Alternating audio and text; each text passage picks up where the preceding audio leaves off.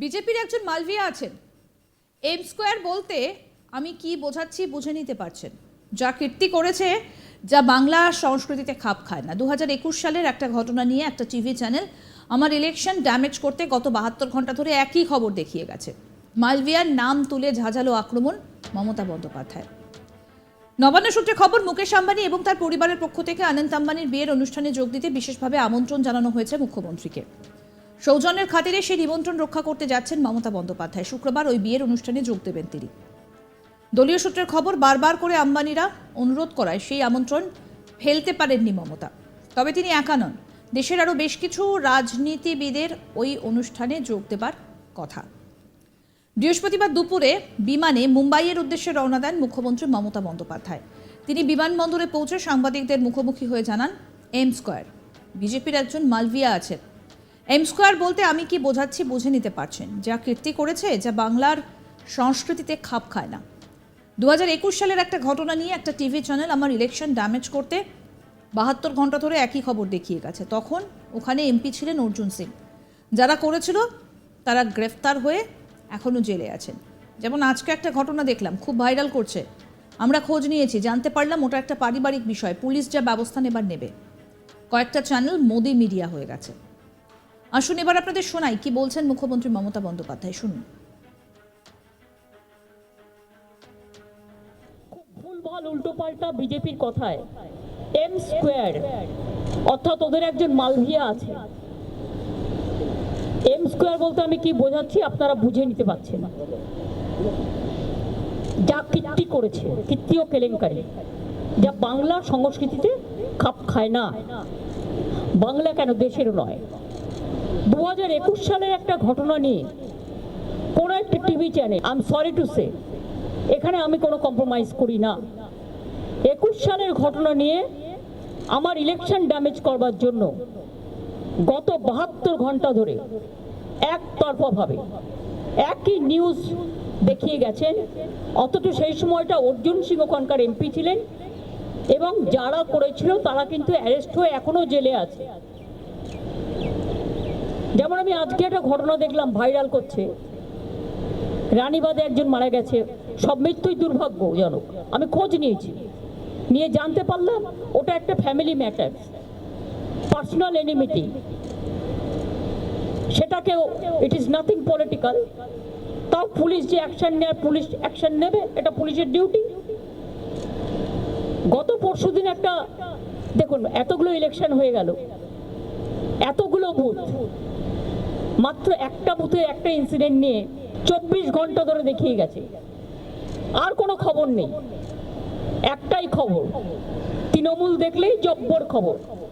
আর যে মানুষগুলো শান্তিপূর্ণভাবে ভোট দিল, একটা মানুষ ভুল করতে পারে, হাজারটা নয়। সেটাও মানুষ নয়। আমি বলবো যদি কেউ করে থাকে তার বিরুদ্ধে অ্যাকশন হবে। 29 জন অ্যারেস্ট হয়েছে। চোখ নেই, কান নেই, দেখতে পায় না। কয়েকটা টিভি চ্যানেল বাড়াবাড়ি করে উত্তেজনা চড়াচ্ছে। একই সঙ্গে তিনি বলেন, মুকেশজির তরফ থেকে বারবার করে আমন্ত্রণ আসছিল, তাই আমি মুম্বাই যাচ্ছি। বাংলার ডাকে তিনি আসেন বাংলায়, সেজন্য আমি মুম্বাই যাচ্ছি। কি বললেন এই বিষয়ে মমতা বন্দ্যোপাধ্যায়, এবার সেটা শোনাবো। মুম্বাই যাচ্ছি কারণ আপনারা জানেন মুকেশের ছেলের বিয়ে, এবং আমাকে বারবার আমন্ত্রণ জানিয়েছেন ওরা। যেহেতু বিশ্ব বাংলায় বারবার মুকেশজি আসেন বাংলার ডাকে, আমন্ত্রণে, তাই সবাই যাচ্ছে।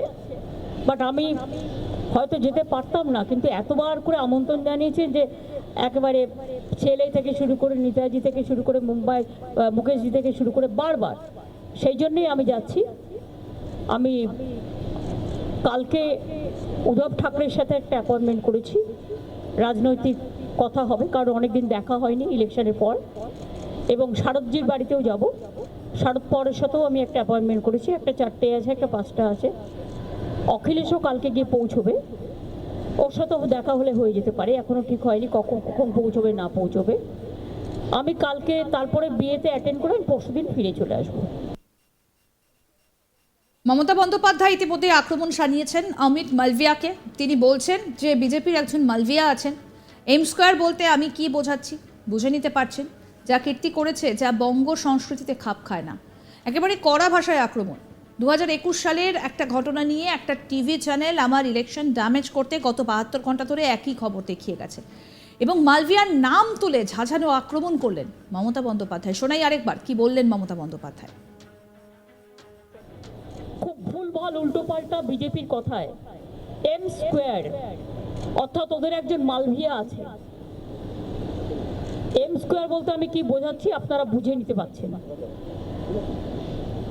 যা কীর্তি করেছে, কীর্তি ও কেলেঙ্কারি, যা বাংলার সংস্কৃতিতে খাপ খায় না, বাংলা কেন দেশেরও নয়।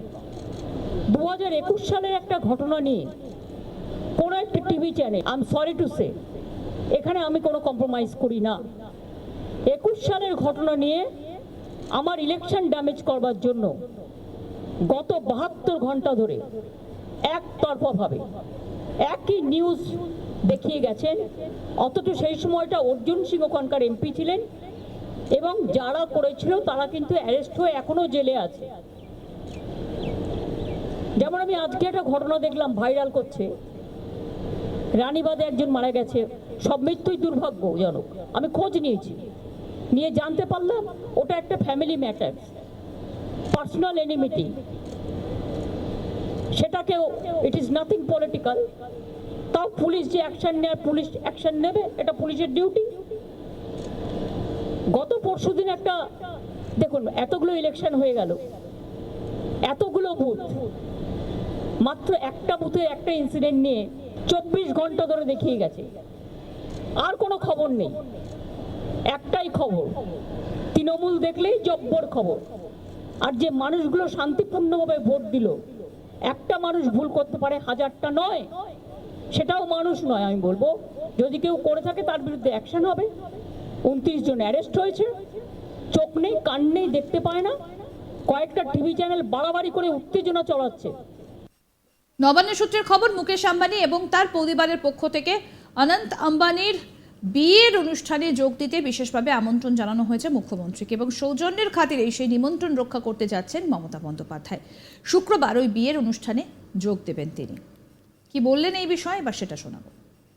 আমি একটু মুম্বাই যাচ্ছি, কারণ আপনারা জানেন মুকেশের ছেলের বিয়ে, এবং আমাকে বারবার আমন্ত্রণ জানিয়েছেন ওরা, যেহেতু বিশ্ব বাংলায় বারবার মুকেশজি আসেন বাংলার ডাকে, আমন্ত্রণে, তাই সবাই যাচ্ছে।